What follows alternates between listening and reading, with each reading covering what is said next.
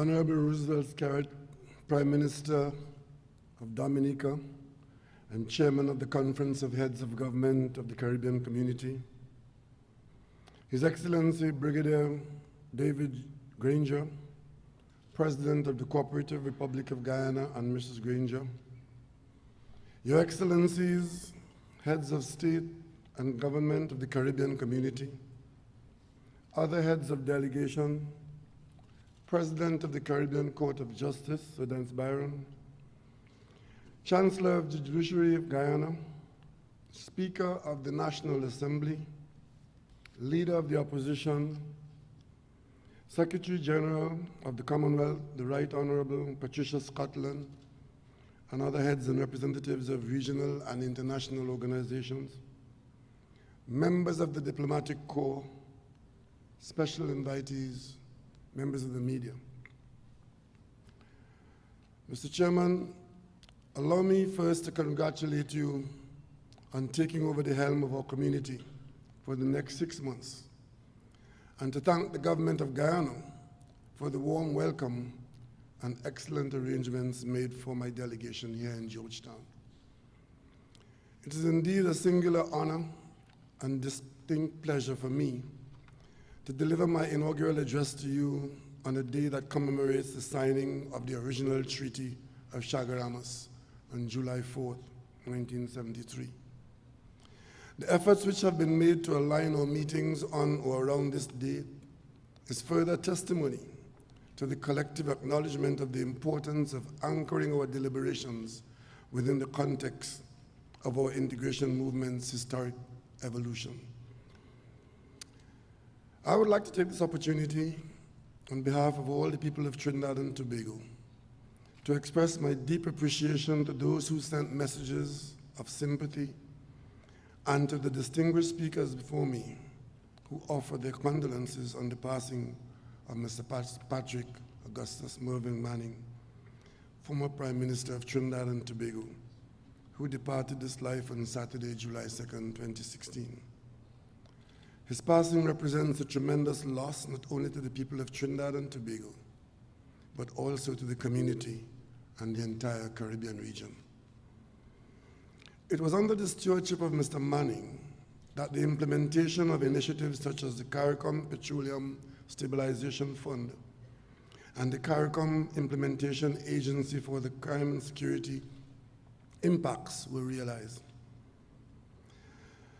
The Manning Initiative with Grenada, St. Lucia, and St. Vincent and the Grenadines reflected his dedication to strive for a stronger, more integrated community.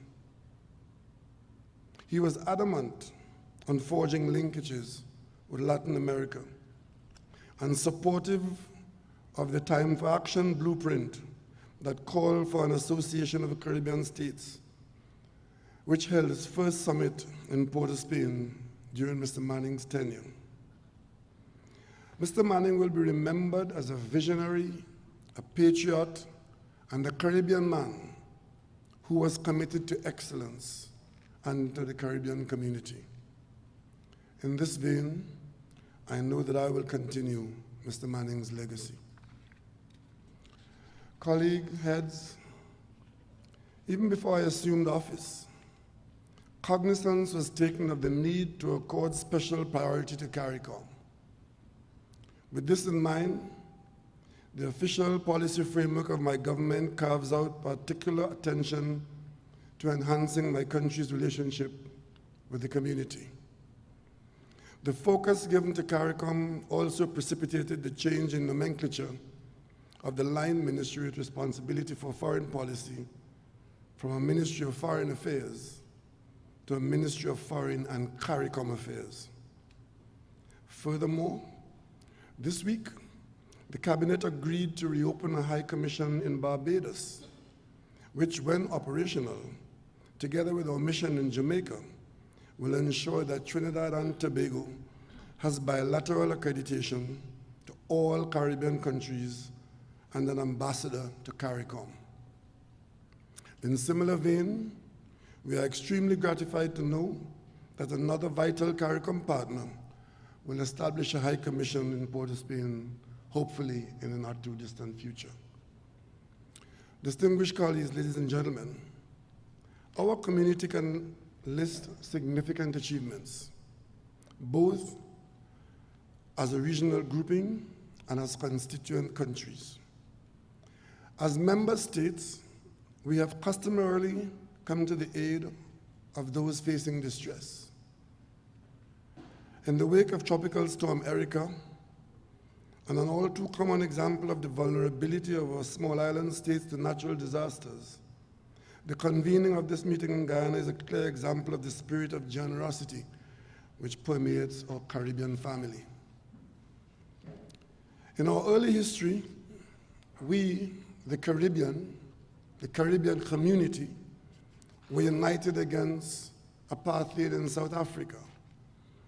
We have been resolute in our position on the economic embargo against Cuba. As a region, we were able to negotiate, to our citizens' benefit, successful trade agreements. United, we brought the issue of chronic non-communicable diseases, CNCDs, to the international stage, which had its genesis in the first CARICOM summit on CNCDs hosted by Patrick Manning, Prime Minister of Trinidad and Tobago, in 2007.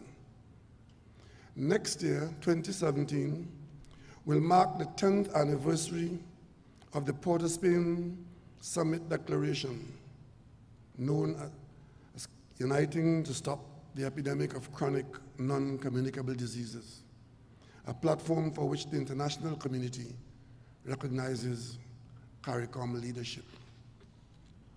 Today, we face, among other things, new trials of graduation, correspondent banking, and the unfair labeling of some of our countries as non-cooperative tax jurisdictions, which we have endeavored to face with a collective stance. If our past trajectory is a good determinant to the outcome of these challenges, then there is considerable light on the horizon. And we must continue to adopt the maxim that the whole is always better than the part. As we mark CARICOM's 43rd anniversary, I take this opportunity to highlight the achievement by Guyana of its 50th anniversary of independence in May of this year, which Barbados will attain in November, and Trinidad and Tobago offers a warm congratulations on these significant milestones. While CARICOM has made some significant strides, particularly through functional cooperation in several areas of importance to the community and to the lives of our citizens, it admittedly has faced equally challenging times. Some of those challenges are unforced errors of our own. And one of the weaknesses that generates cynicism among our population is our unwillingness to make certain decisions and to make the decisions that would bind us. Leadership is not always about popularity. Leadership sometimes is about leading and making tough decisions.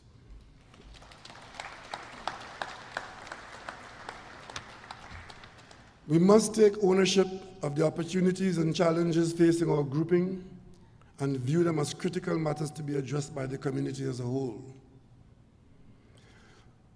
In this vein, Trinidad and Tobago has requested that the CARICOM put the single market and economy back on the active agenda, and our deliberations and decision-making should focus on that aspect once again.